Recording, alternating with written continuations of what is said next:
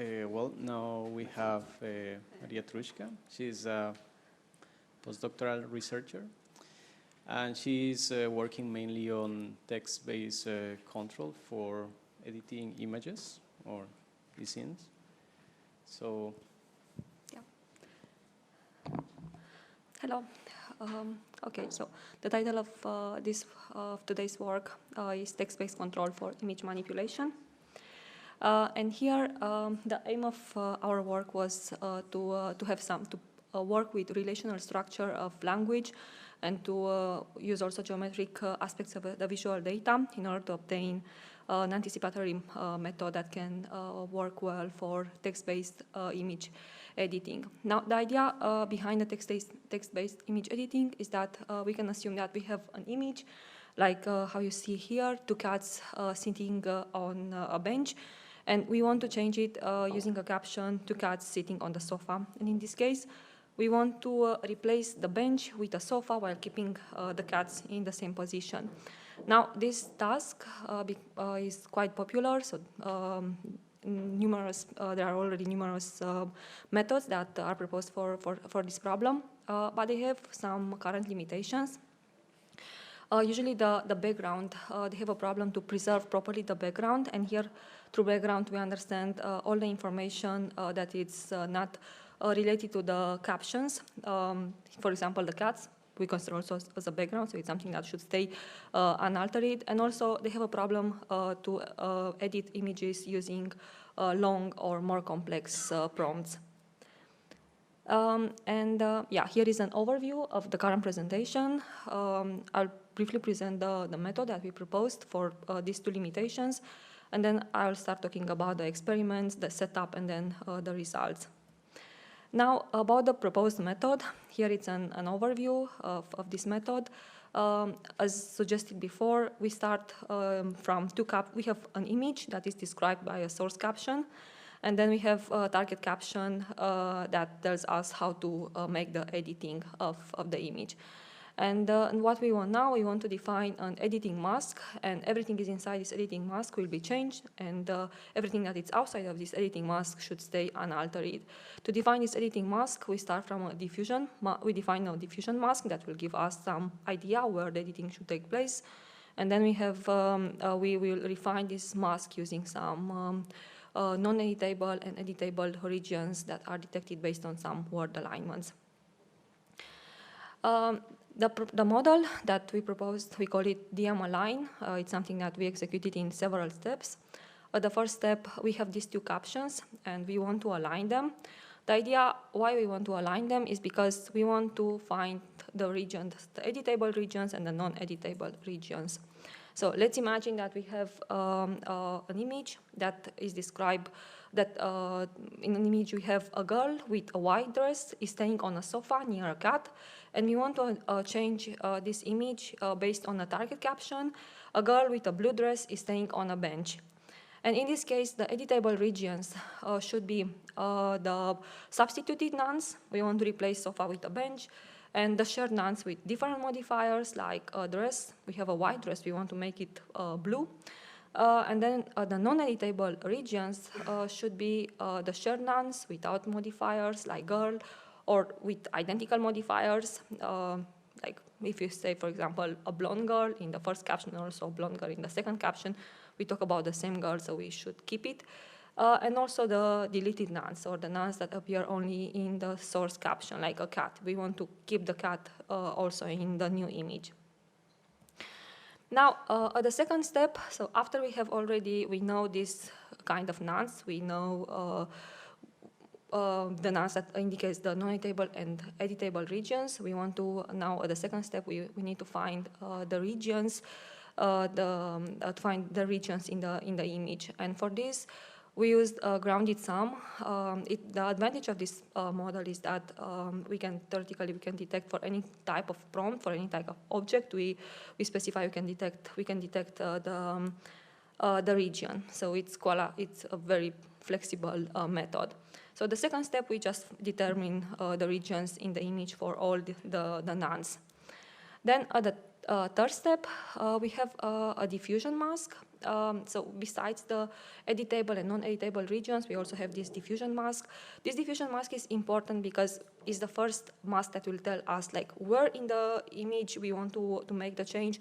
And also it's good that we can cope with the problems when the objects we want to replace an object of a size with an object that might be smaller or larger. So the idea how to compute the diffusion mask, it's simple. We have an input image, we have two captions, and then we run in parallel two diffusion models. One is running on the input image and the target caption, and the second one is running on the input image and the source caption. So we have at the end two noise estimates, and by computing the difference between these two noise estimates, we will have an idea like where in the space of the image we should have the first editing. Okay, so this is the diffusion mask. Now, at the fourth step, we need to integrate this diffusion mask with the editable and non-editable regions. And for this, we have like a double integration. We integrate these regions inside the diffusion mask and also outside the diffusion mask. Here, I talk about the integration inside the diffusion mask. So now the diffusion mask is briefly. Is like we have an input, and gradually we add Gaussian noise over these steps. We add this noise over our input data. This is done in the forward process. Then we have in the reverse process, we need to remove this noise variable also over several iterations. Now, in the forward process, we rely on some noise variable, and here we found out that if this noise variable is a bit adjusted, we can better control the background. This is something that we want. And what we did here was just to adjust this noise variable by canceling in order to cancel it for the non-editable regions, and we keep it as it is for editable regions. And this is something that we observed that can improve the preservation of the background. Okay, and then at the second step, so we have now a final diffusion mask with this improved with this kind of noise cancellation. And then at this part, it's quite simple. We have a diffusion mask, and we will enlarge it with the editable regions, and we will reduce it based on the non-editable regions. And this will be like the final mask that we use. And then for these experiments, we used stable diffusion to generate the content of this mask. Okay, so this was the method that we discussed, that we proposed. And here, briefly, I'll talk about the experiments. We used 4 baselines. We compare our method with 4 baselines. Using 2 types of data sets with the prompts. These data sets are different because the prompts have different complexity level, and for the evaluation we compare it. We use like some taste-based metrics to measure the similarity with respect to the target caption, and also image-based metrics to measure the similarity with respect to the input image. So yeah, briefly here are some results. I mean, what we can take from this thing is like we can see that in general our method improves for the image-based metrics. We have quite a large improvement when we compare with the baselines, and also for the text-based metrics. Yeah, for some baselines we also improve. We observe, yeah, here is just like a small mention, just to understand what is happening on that table. For the text-based metrics, we have quite good results for one of the baselines. The reason here is that this baseline, I mean, we used clip score to measure the text-based similarity, and that baseline, Flexit, it's built on clip. I will show you in the next experiments that the method is not, seems that it's working well, but also has some disadvantages. But yeah, overall, the proposed method is working quite well for the image-based metrics, and yeah, also somehow good for the text-based metrics. Now we wanted to offer some answers for the 2 limitations that we discussed initially. So we want to know how well the model can edit a source image considering the complexity of the text instructions. And for this, we have 2 data sets. The first data set has more complex captions, longer and more elaborate, while the second data set it's it's simpler. The prompts are quite short. And here what we want to see is that when the captions are short, then it's easier for the baselines to have a good editing. But once the caption is more elaborate, it's longer, it's more complex, then the baselines, the results for the baselines are not that great when we compare it with our method. Here again, for the second limitation, we wanted to talk about how well we can preserve the background using a method based on word alignments. And again, here I have some results. We compare it with the best baseline. So yeah, we have an improvement for both data sets, but again, we see that when the data set contains like more complex prompts, in that case, the baselines have difficulties to properly preserve the background. So using the conclusion here would be like, yeah, using a method based on this kind of word alignments and particularly differentiate between editable and non-editable regions will help us to properly preserve the background and also to make an editing based on more complex prompts. Here are some examples, qualitative examples. So we have here, for example, a source caption that tells us, and also the initial image, we have a man standing next to a baby elephant in a city, and we want to change it using a caption that tells us a man standing next to his elephant on the beach. So the elephant and the man should stay in the same position, and we should replace the city with beach. And yeah, our method, it managed to do this using that word alignments. We can properly change the content.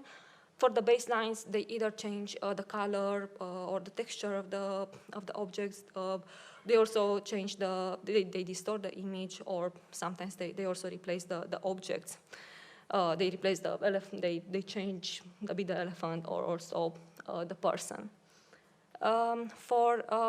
This is another example, a base field with red and white flowers, and we want to change this image with a vase filled with lots of colorful flowers.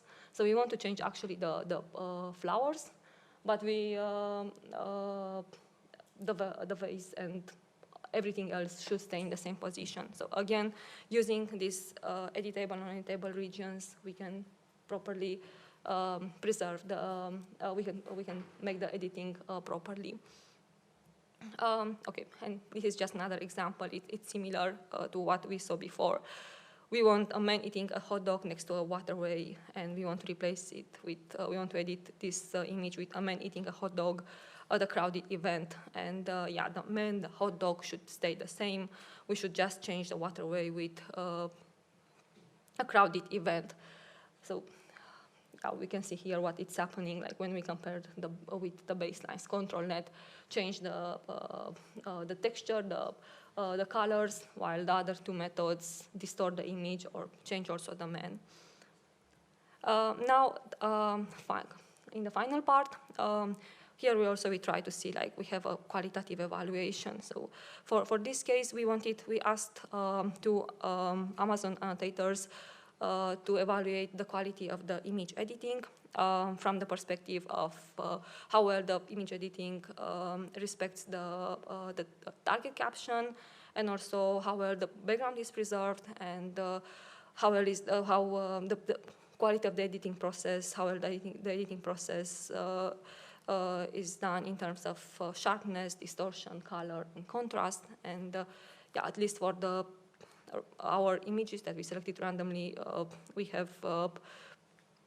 observed that, yeah, the method that we discussed has better results, even when we compare it with the Flexit, the one that had good results for the text-based metrics.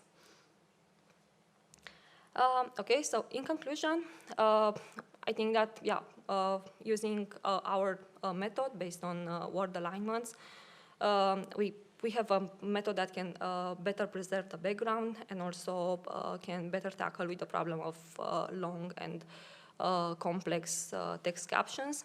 And also another advantage we wanted to have initially when we started working on this project, we wanted to have something that performs the editing in like how people used to think of editing, like step by step, like how we imagine this process.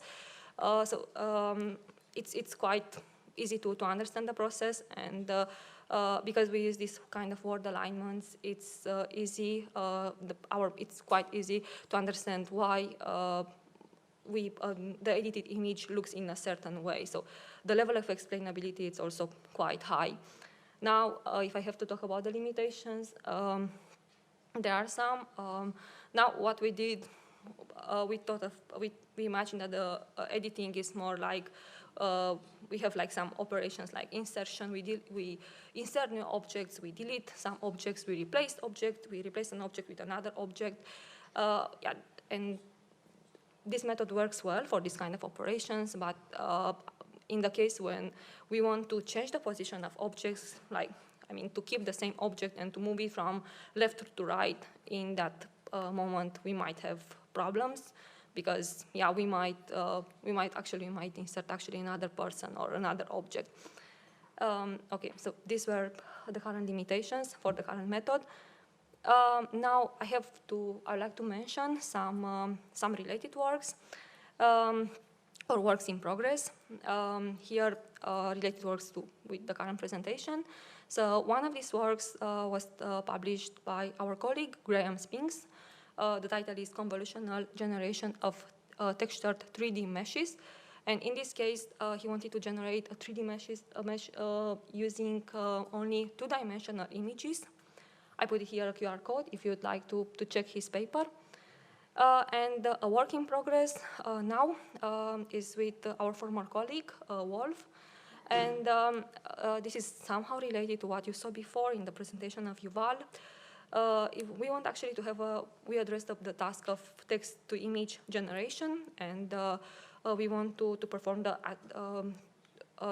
generate new images that can have that can insert multiple objects in the image. And the problem that we want to address here is that we want to properly make the binding between these objects and their attributes. So if you want to generate a black cat and a white dog, and we want to generate an image based on this caption, for sure we want the cat to be black and the dog should be also white. So we don't want to have both dog and cat to have the same color or other color also. So this is what we want. We are working in the second work. Then regarding the current presentation, you can see the title, another title.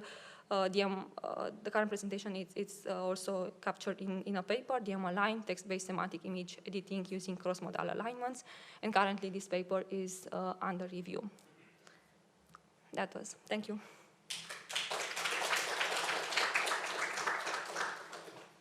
Thank you, Maria. Nice presentation. Do you have any question? No? Okay. I have a question. I see that this is a very nice application, like the works of Yuval, very related. I was wondering that probably you can deploy this kind of systems or models in real image editors, for instance. But I noticed that you use several times the diffusion models. So I was wondering how long does it take to generate an image, for instance, this editing? It's approximately, depending on what kind of GPU you are using, about like 40 seconds. It's also, it's quite comparable with the other baselines. For example, the best baseline was Flexit, and Flexit takes about 3 minutes per image to generate. But with, and the rest of them are more or less 30 seconds or 50 seconds, something like this. And we have around 40 seconds takes for our model to generate a new image. Thank you. Hey, I was wondering, so when you restrict the areas where the image can be changed, whether the parts that you want to preserve, can they be changed at all, or will they be exactly preserved? So I'm thinking of situations where in the new image you would have like maybe different lighting, or maybe you would deleted an object that dropped a shadow on an object that you kept. Are are you not changing them at all, or are you mostly sort of preserving them? The objects that are mentioned only in the source caption and they are not mentioned in the target caption. Yeah, for this kind of objects, we thought that we should keep them because, yeah, that's true. Like how was in that example the cat. So we wanted to keep the cat. I mean, if the object is mentioned only in the source caption and it's not mentioned in the target caption, we were thinking that if we were to remove this object, in that case we just add some randomness in the new image, and when we compare the similarity with the new caption and also with the input image, we obtain. I mean, we just replace that object with something that is not in the input image and also is not in the target caption. So it's not related to any of these two directions. So we just add randomness that we don't want. Yeah. Any other question, maybe? No? Thank you, Maria. Thank you. Okay. So, well, finally, we have our calculus demo, and Ming Xiao is going to present it. It's called The Machine as a Movie Director, Generating a Video from a Textual Story.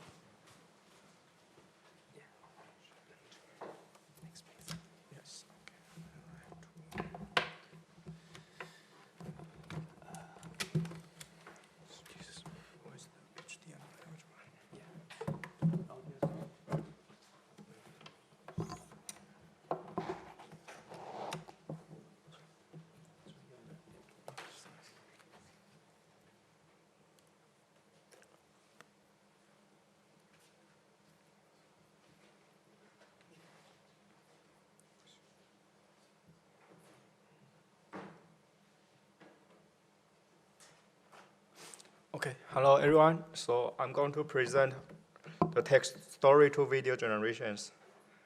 So first, there are a lot of short video generation models like Modelscope T2V, Videocraft, and Stable Videos, also like Gen 2 Pika Labs.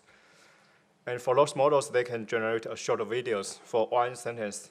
Here I can play some examples. So this Koji is swimming. And Koji is playing in the gardens. And a bear is swimming. And then a bear is coming out from a cave. But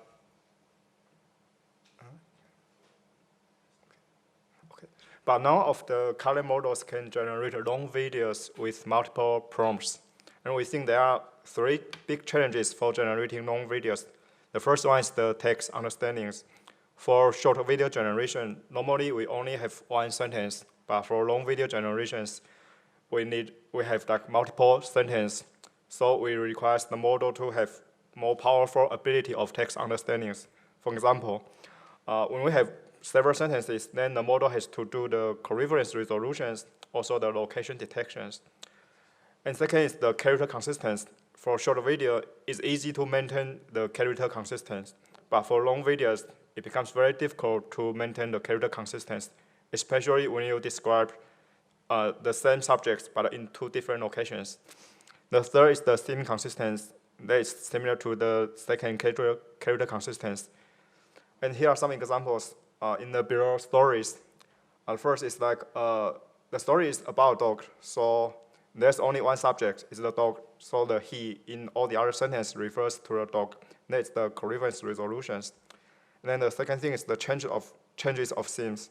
Like in the first sentence, the text is the dog is in the jungles, and then the dog goes to Belgium, goes to Egypt, goes to any other places. So in some sentences, we explicitly mention the locations, but in other sentences, we don't mention the locations. For example, in the second sentence, he loved chasing birds and swimming. Then we did not mention the locations, but then the model has to understand he is not in the jungle anymore. He should be in the waters. And then the third is the theme consistency. Like in the first sentence, we said the dog lived in the jungles. And then in the last sentence, we said the dog goes back to the jungles. Then it has to be the same jungles. And it's also very difficult to train the long video generation models because of the computation resources and also the lack of high-quality data set. So in this work, we try to generate long videos using short video generation models. And here's our pipeline to generate long videos. So when we have a text story, it has like multiple sentences. So first, we can use some NLP tools or pre-trained language models to do the coherence resolutions, theme detections, parsings, rewritings, and to parse the long story to several independent sentences. And then we can use the short video generation model to generate several video clips, and then we just combine them to get long videos. But here we have to make sure when we try to generate the video clip, we have to try to maintain the character consistency and theme consistency. And in this work, we focus on the character consistency. And here's like a short story about a dog wants to get a PhD degree in computer science. And then we have the NLP tools to parse the stories, and then we have the 11 short sentences. And then first, here is the baseline model. It's just the text to short video generation models. The name is like model scope. And here's the short stories.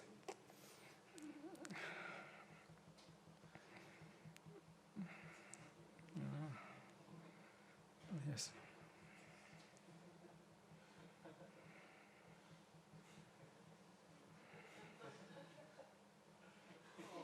Yeah, because the model just generated like different dogs, so there's no character consistency. And here is another baseline. Oh, sorry, I have to go to the next. Yeah, here's another baseline. We try to apply the personalized image generation techniques to video generation techniques directly. And here's the result of the text inversions. So we hope the model can generate this dog, like the dog shot on the top, in all clips. And maybe I can replay it at the beginning. Yeah, here's the. Sorry.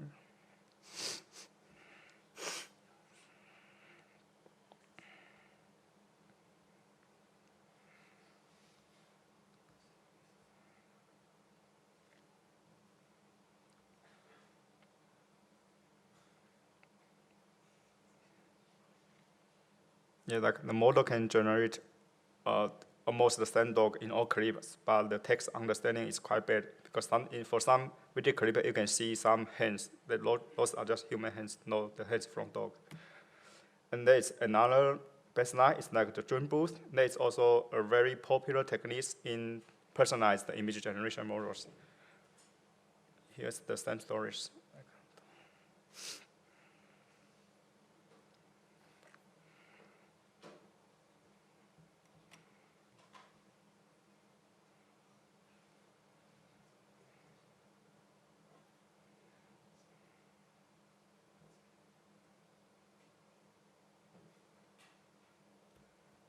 Yeah, it's still not perfect. So, and that's our solutions.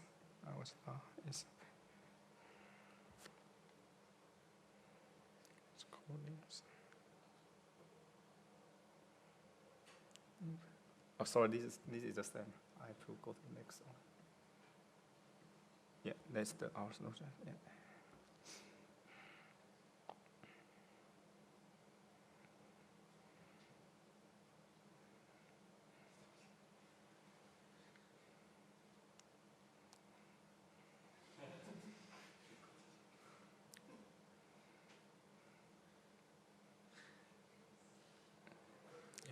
Yes, okay.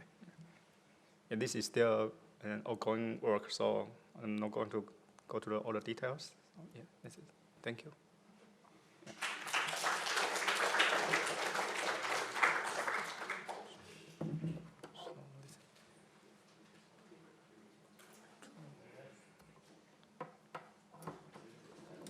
Thank you, Minxiao, for such a nice demo. I don't know if we should ask questions too. Questions? Because it's a demo, I don't know. But if someone has question, probably no. Okay. Yeah. Thank you. So, well, thank you all for participating. Now, before to wrapping up this, we have the last words of Seeing Moons, the leader of the Calculus project. So I invite the organizers also to come in front, and also our technical support. Yeah.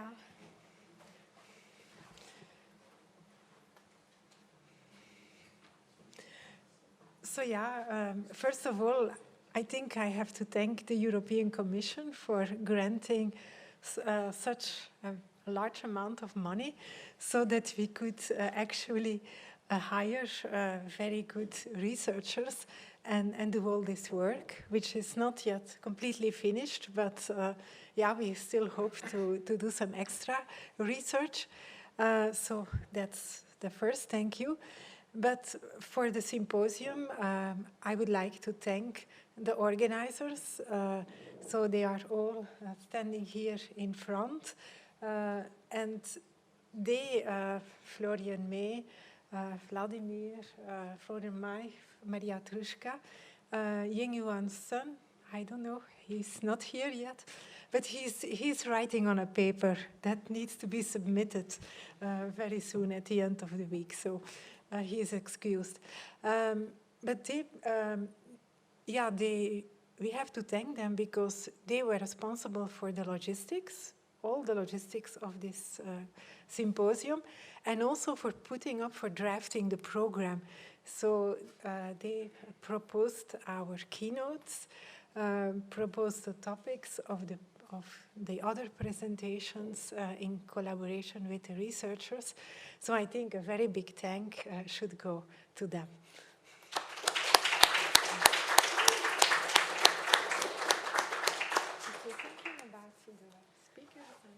Yeah, and of course, we also need to thank all our speakers, both the keynote speakers who in part flew out or came by train from far away to give very nice talks. So thank you very much. And also thank you to the speakers from the Calculus project who also gave a lot of nice talks.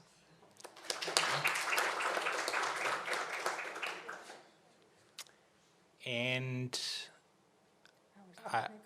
the technical support, as well as the support from the event organizing. So Victor was our technical support. Thank you, Victor. And then from the event organizing bureau, Caro and Lisbeth, right? I don't think they're here, but thank you. And yeah, and then finally all the participants, right? That's all of you guys and all the people that submitted posters and presented posters. So thank you very much for making this a good event.